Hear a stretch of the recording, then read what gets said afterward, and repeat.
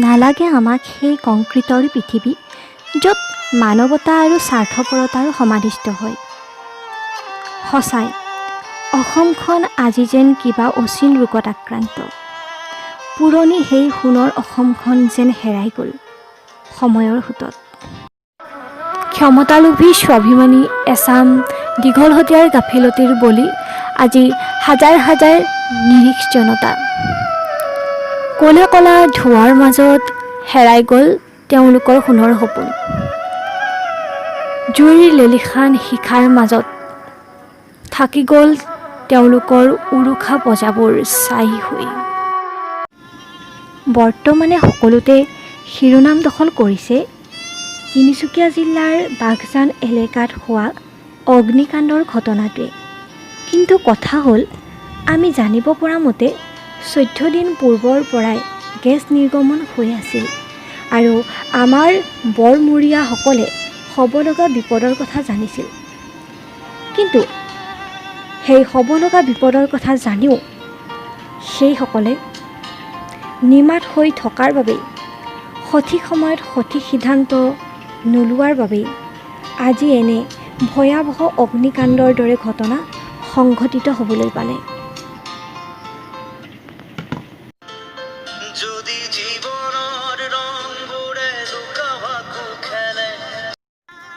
অৱশেষত বাঘজানৰ 5 নং খনিৰ পৰা অনিয়ন্ত্ৰিতভাৱে গেছ নিৰ্গৰিত হয় আৰু শেষত বিস্ফোৰণৰ সৃষ্টি হয়।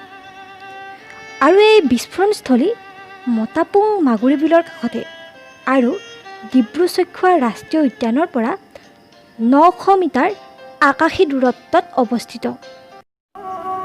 আজি কেৱল বাঘজানৰ নিৰীহ জনতাই কন্দা নাই, কান্দিছোঁ আমি, চিঞৰিছোঁ আমি। কান্দিছে ইয়াৰ প্ৰতিজোপা বিৰিখ, প্ৰতিটো চৰাই-চিৰিকটি আৰু প্ৰতিটো জীৱ-জন্তুৱে। তৈলক্ষেত্ৰসমূহৰ ব্যক্তিগতকৰণৰ ভয়ংকৰ পৰিণতি। জানিবলৈ পোৱা মতে গুজৰাটস্থিত জন এনাৰ্জি নামৰ তৈল আৰু প্ৰাকৃতিক গেছ আহৰণকাৰী কোম্পানী এটাই এই বাঘজান 5 নামৰ কোম্পানীটো পৰিচালনা কৰি আহিছে।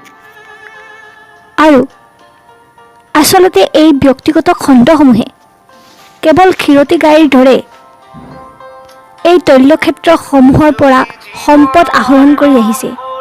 কিন্তু তেওঁলোকে ইয়াৰ ফলত হ'ব পৰা ভয়ংকৰ পৰিণতিৰ ওপৰত অলপো গুৰুত্ব দিয়া নাই। ইয়াৰ ফলত হ'ব পৰা জৈৱ বৈচিত্ৰ্যৰ ওপৰত পৰিব পৰা প্ৰভাৱ বা ইয়াৰ পাৰ্শ্বৱৰ্তী এলেকাৰ মানুহৰ ওপৰত পৰিব পৰা প্ৰভাৱৰ ওপৰত অলপো গুৰুত্ব দিয়া আমি দেখা নাই। কেৱল বাঘজানৰ ঘটনাই নহয়, অসমীয়াৰ বুকুত আজি প্ৰতিটো দিনতে যেন ন ন প্ৰত্যাহ্বান। দিহিং পাটকাইৰ কয়লা খনন, কেৰেলাৰ চাইলেণ্ট ভেলীৰ হাতীজনীৰ মৰ্মান্তিক ঘটনা আমি সকলোৱেই জানো। এতিয়া কথা হ'ল, এই যে আমি 5 জুন দিনা পৰিৱেশ দিৱস পালন কৰি ফেচবুক বা হোৱাটছএপত বৃক্ষৰোপণৰ এখন ফটো দিওঁ,